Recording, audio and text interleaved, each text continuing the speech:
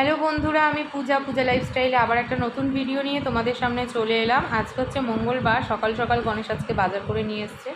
তোমরা তো আমার আগের ভিডিওতে দেখেইছো যে আমরা সবে সোমবার ফিরেছি, তো বাজার দোকান সেরকম কিছুই ছিল না ঘরে। গণেশ বাজার নিয়ে এসছে একদম জ্যান্ত তেলাপিয়া মাছ। প্রায় বোধহয় 5-6 বছর পর গিয়ে তেলাপিয়া মাছ খাবো আজকে।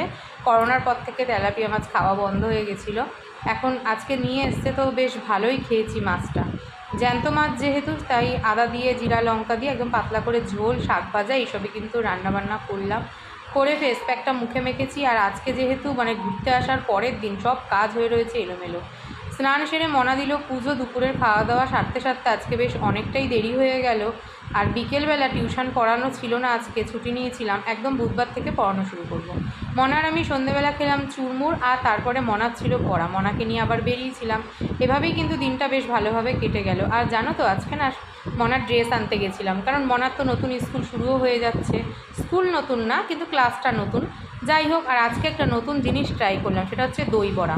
দই বড়া আমি আগে কোনো দিনই খাইনি, গণেশ খেয়েছে, বলতো ভীষণই ভালো খেতে।